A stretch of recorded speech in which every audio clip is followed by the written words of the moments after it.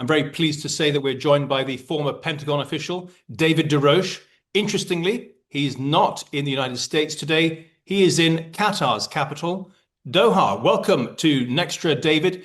Let me start by asking you this. I've heard recently a professor in the United States predicting that the United States will lose this war with Iran because the GCC countries around the Gulf, where you are going to lose their resolve.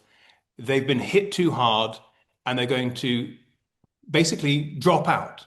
It actually is the exact opposite of what's happening. So the Gulf states dropped out of the war before it started. They denied access, basing, and overflight of American forces for these operations. There were still American forces in these countries, but they were part of their bilateral defense. So things like Patriot missile batteries that, defend joint air bases that would be necessary.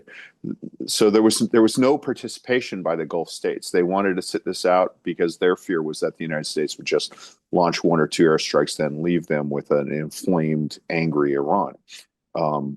After a few days, Iran took the mistake, and I think it's going to go down in history as an epic mistake, of attacking the civilian infrastructure of the GCC, not just military bases within the GCC that house U.S.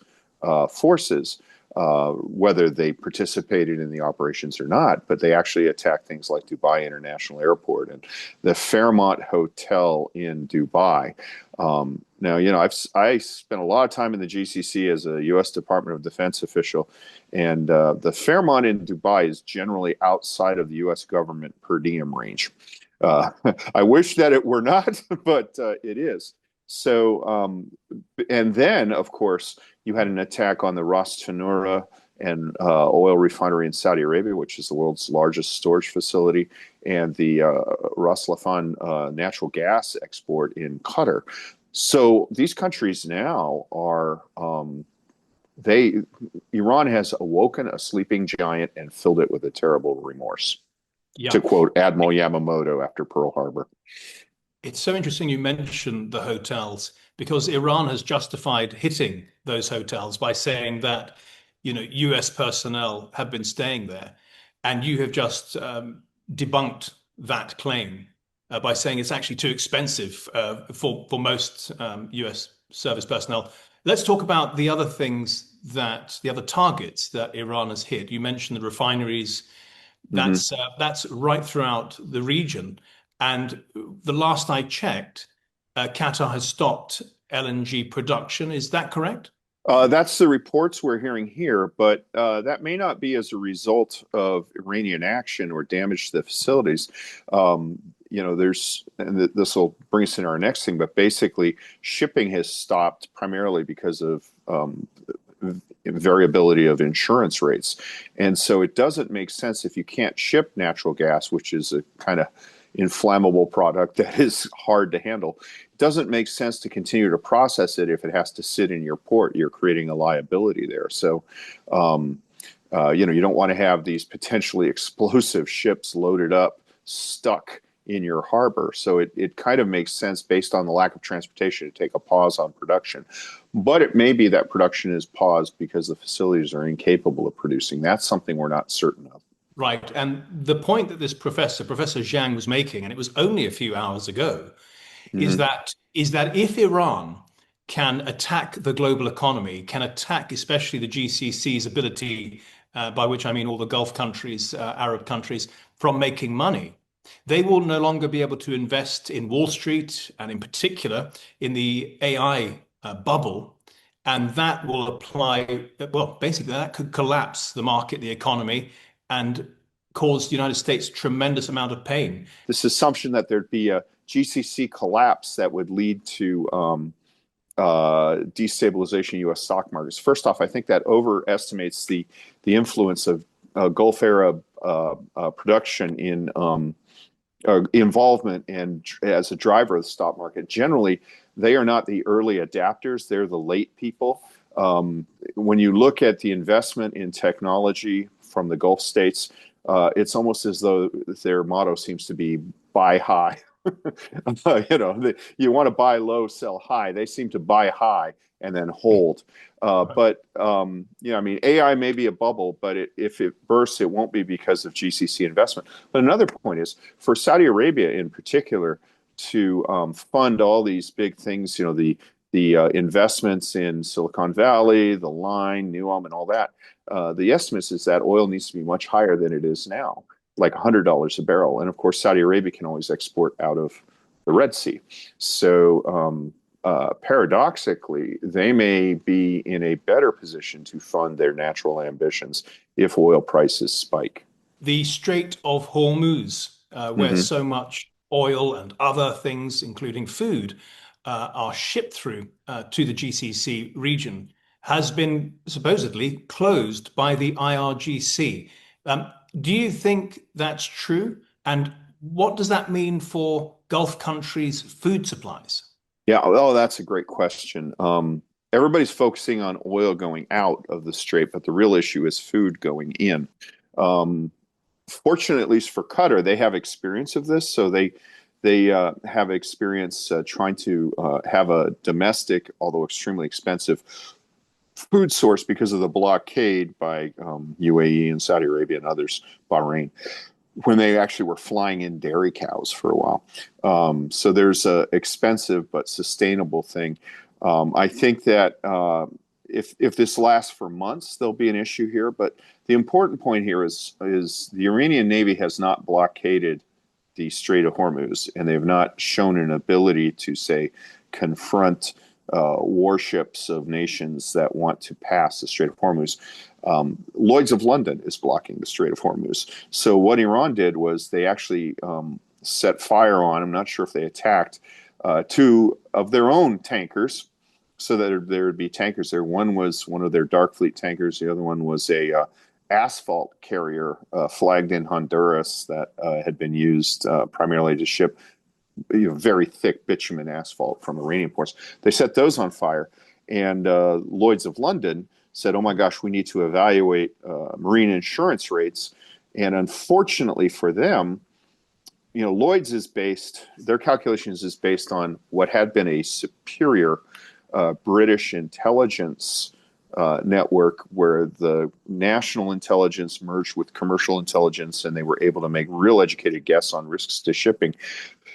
But Keir Starmer has kind of distanced himself from the United States, and so a lot of that information has stopped. In my view, foolishly, in a rather hopeless attempt to ingratiate himself with the left wing of his party, which is, by royal ascot, I have a better chance of being the British Prime Minister than Keir Starmer. So that was foolish, and it's affecting Lloyd's. So that insurance instability is stopping commercial carriers from moving up the Gulf. But there's been no military action that seems to impede any military trafficking. I think if there were a determined effort, like, for example, militarily escorted convoys of civilian foodstuffs, that would succeed. But the calculations, I believe, that the GCC states are making is that organized Iranian attacks will cease within a few days. And David, just a final question. The Wall Street Journal is reporting that the United States is rushing to finish the Iran mission because they are running low on munitions. And then we hear President Trump saying, we've never had such healthy stockpiles, we could fight forever. Which of those accounts is true? Well, actually, they're kind of both true. The only thing I would say, and this is just because I am an obsessive planner, is that we don't have healthy stockpiles. So most of when we talk about standoff munitions and air defense missiles, we have to remember that most of these were developed in the context of the Cold War, where you would have one exchange at best. I don't think we envisioned needing Patriot missiles for, say, a 5-day campaign with multiple states, multiple partners firing missiles against a sustained barrage. And the problem is because our defense industries went from government-owned factories producing a fixed amount of munitions every day to the best industry practices of best in time, just in time, what we had was a lot of subcontractors, and the cleared workforce, they moved into other industries. And you can't scale that up quickly. This first became an issue in the Ukraine war. So fortunately for us, it looks as though the Iranian missile launch rate is decreasing logarithmically. They're falling off a cliff. Their ability will fall off a cliff. We certainly don't have air defense missiles in store to have a 3-week barrage. That's a national issue, and it's something that we got to look at. But I think Trump's confidence in large part reflects an assessment that the threat will be dealt with within the next 4 or 5 days. David, I'll just sneak in one last question.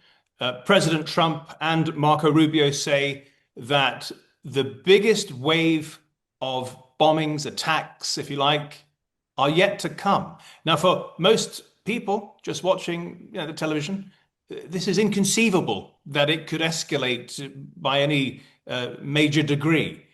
Do you suspect it's hyperbole on their part, or do you think actually we are going to see an intensification of US action in Iran? Yeah, I think we are. And the reason why is in the early days of the conflict, when you're uncertain about what the air defense threat is, you have to launch.